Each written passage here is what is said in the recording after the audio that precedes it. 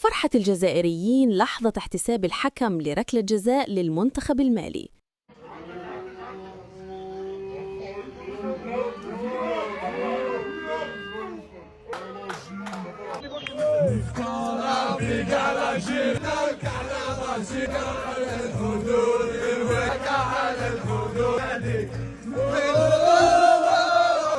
الجماهير المغربية غاضبة من أداء المنتخب المغربي. مالي وحنا فينا يا السنغال، فينا يا الجزائر، فينا يا مصر، مالي وحنا امل من بعد والفقصه ديال الامل. فيديو ولي العهد مولاي الحسن بمراكش يشعل مواقع التواصل الاجتماعي.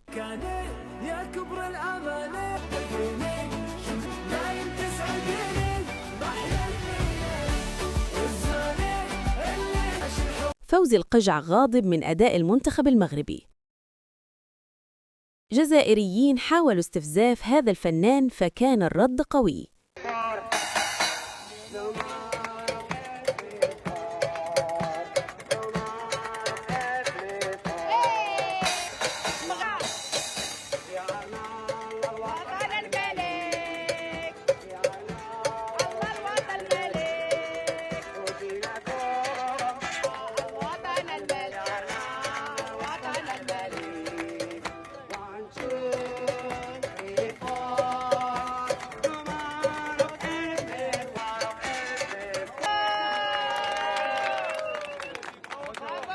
تداول رواد التواصل الاجتماعي في الجزائر مقاطع تظهر لحظة فرح كبيرة بين المشجعين الجزائريين بعد أن احتسب الحكم ركلة جزاء لمنتخب مالي في مباراته الأخيرة.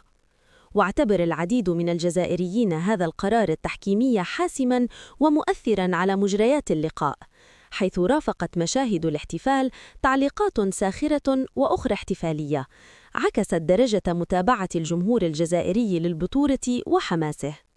في المقابل، خيم التوتر على الأجواء المغاربية، إذ عبر العديد من الجماهير المغاربية عن غضبهم من الأداء غير المقنع للمنتخب المغاربي في مباراته الأخيرة. امتلأت المنصات بانتقادات لخيارات المدرب وعدم استثمار الفريق لإمكاناته، خاصة في ظل التطلعات الكبيرة التي يحملها الجمهور بعد الإنجازات الأخيرة لأسود الأطلس. من جهة أخرى، خطف فيديو لولي العهد الأمير مولاي الحسن بمدينة مراكش الأنظار، حيث انتشر المقطع على نطاق واسع وأثار موجة من الإعجاب والتفاعل. وأشاد المغاربة بظهوره العفوي وسط المواطنين، معتبرين أن ذلك يعكس قرب المؤسسة الملكية من الشعب.